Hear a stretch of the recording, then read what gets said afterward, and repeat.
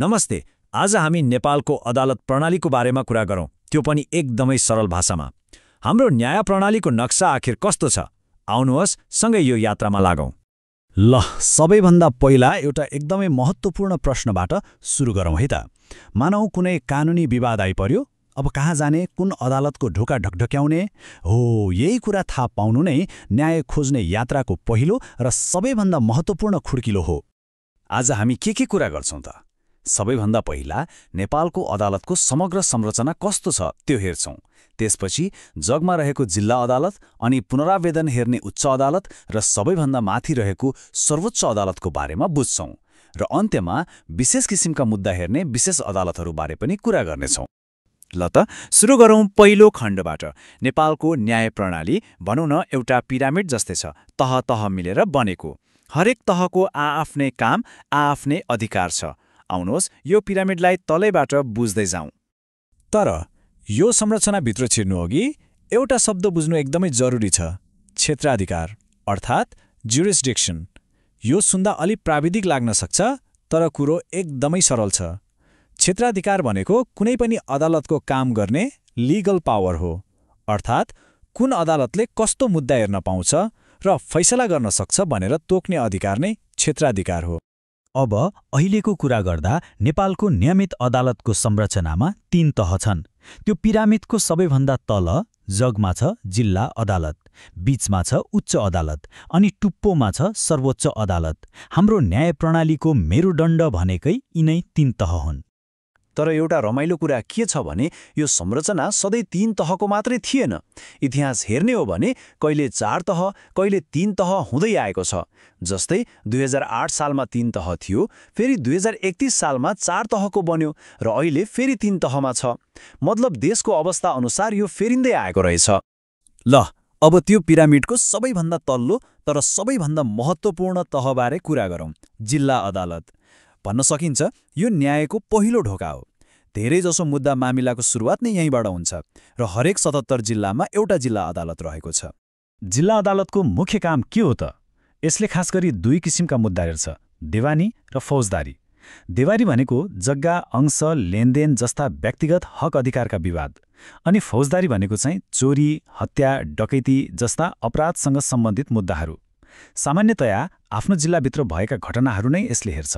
मुद्दाको सुरु सुनवाई गर्ने त यसको मुख्य काम भइहाल्यो, तर त्यति मात्रै होइन, जिल्ला अदालतले अरू पनि धेरै काम गर्छ। जस्तै विभिन्न निवेदनहरू सुन्ने, कसैलाई गैरकानुनी रूपमा थुनामा राखेको छ भने बन्दी प्रत्यक्षीकरणको आदेश दिने, अनि आफूले गरेको फैसलालाई कार्यान्वयन गराउने काम पनि यसैको हो।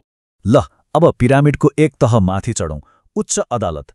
यसको मुख्य काम चाहिँ पुनरावेदन सुन्ने हो। मतलब जिल्ला अदालतले गरेको फैसलामा चित्त बुझेन भने त्यसको जाँच गर्ने ठाउँ नै उच्च अदालत हो। यो प्रक्रिया एकदमै सिधा छ। स्टेप 1, जिल्ला अदालतले एउटा फैसला सुनायो। स्टेप 2, मुद्दाको कुनै पक्षलाई यो फैसला ठिक भएन भन्ने लाग्यो, अब के गर्ने? स्टेप 3, उनीहरू उच्च अदालत जान्छन्, जसलाई पुनरावेदन दिनु भनिन्छ।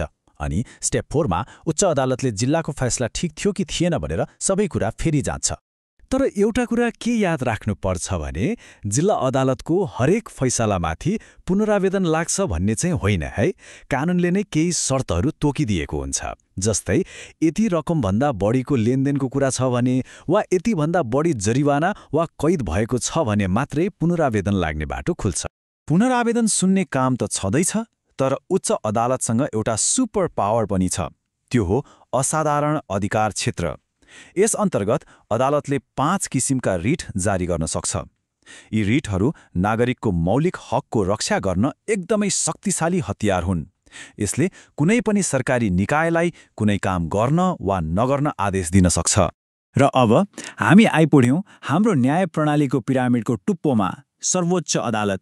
यो नै न्यायको अन्तिम गन्तव्य हो। यसले गरेको फैसला नै अन्तिम हुन्छ, त्यसपछि कतै जाने ठाउँ हुँदैन। सर्वोच्च अदालतले मुख्यतया 3वटा महत्त्वपूर्ण काम गर्छ। पहिलो, उच्च अदालतले गरेको फैसला चित्त नबुझेमा त्यसको अन्तिम पुनरावेदन सुन्छ। दोस्रो, एकदमै विशेष परिस्थितिमा आफ्नै फैसलामाथि पनि पुनर्विचार गर्न सक्छ, जसलाई पुनरावलोकन भनिन्छ। र तेस्रो, उच्च अदालतको फैसलामा कुनै गम्भीर कानुनी गल्ती छ जस्तो लाग्यो भने मुद्दालाई दोहोर्याई हेर्न पनि सक्छ। अब यो दोहोर्याई हेर्ने अधिकार चाहिँ जहिले पनि प्रयोग हुँदैन। यसका लागि केही कडा शर्तहरू छन्, जस्तै उच्च अदालतको फैसलामा संविधान वा कानुनको व्याख्यामा नै गम्भीर गल्ती भएको हुनुपर्यो वा कुनै महत्त्वपूर्ण नजिरको उल्टो व्याख्या भएको हुनुपर्यो। यस्तो अवस्थामा मात्र सर्वोच्चले फेरि हेर्ने विचार गर्छ। सर्वोच्च अदालतभित्रै एउटा छुट्टै र अति महत्त्वपूर्ण बेन्च हुन्छ, संवैधानिक इजलास। यसको काम चाहिँ देशको एकदमै ठूला र गम्भीर संवैधानिक प्रश्नहरूको निरूपण गर्नु हो। जस्तै केन्द्र, प्रदेश र स्थानीय सरकार बीच अधिकारको विवाद भयो भने वा सांसदको चुनाव वा योग्यतामाथि प्रश्न उठ्यो भने त्यस्ता मुद्दाहरू सिधै यही इजलासले हेर्छ। ल, हामीले 3 तहको नियमित अदालतको कुरा त गर्यौं, तर केही मुद्दाहरू यस्ता हुन्छन् जसलाई विशेष ज्ञान र छिटो निर्णय चाहिन्छ। हो, त्यस्तै खास प्रकृतिका मुद्दाहरूका लागि छुट्टै विशेष अदालत वा न्यायाधिकरणहरूको व्यवस्था गरिएको छ। उदाहरणको लागि हेरौँ न, भ्रष्टाचार सम्बन्धी मुद्दाहरू विशेष अदालतले हेर्छ। सरकारी कर्मचारीहरूको जागिर सम्बन्धी विवाद प्रशासकीय अदालतले हेर्छ। त्यस्तै मजदुर र कम्पनी बीचको विवाद श्रम अदालतले, कर सम्बन्धी विवाद राजस्व न्यायाधिकरणले र वैदेशिक रोजगार सम्बन्धी विवाद वैदेशिक रोजगार न्यायाधिकरणले हेर्छ। आफ्नो विशेष क्षेत्र तोकिएको छ। एउटा अर्को रोचक व्यवस्था पनि छ, सैनिक अदालत। सैनिकहरूका लागि छुट्टै अदालत हुन्छ, तर सैनिक विशेष अदालतले गरेको फैसलामाथि चित्त नबुझेमा सर्वोच्च अदालतमा पुनरावेदन लाग्छ। यो एकदमै महत्त्वपूर्ण कुरा हो। यसले के देखाउँछ भने सैनिक न्याय प्रणाली पनि अन्ततः नागरिक अदालतको माहतातमा छ, जसले नागरिक सर्वोच्चताको सिद्धान्तलाई बलियो बनाउँछ। त्यसो भए समग्रमा हेर्दा यो तह-तहको प्रणाली किन बनाइएको रहेछ त? यसको मुख्य उद्देश्य नै चेक एन्ड ब्यालेन्स अर्थात् जाँच र सन्तुलन हो। एउटा तहको निर्णयमाथि अर्को तहले समीक्षा गर्न पाउँदा गल्ती हुने सम्भावना कम हुन्छ र न्याय पाउने आशा बलियो हुन्छ। ल, अदालतको संरचना कस्तो छ भन्ने कुरा त हामीले मोटामोटी बुझ्यौं, तर कागजमा भएको संरचना र व्यवहारमा हुने कुरा फरक हुन सक्छ। त्यसैले अन्त्यमा एउटा महत्त्वपूर्ण प्रश्न छोडेर जान चाहन्छु, के यो प्रणालीले साँच्चै सबैका लागि न्यायलाई सहज र समान बनाएको छ त? यो प्रश्नमाथि सोच्दै गर्नुहोला। आजलाई यति नै।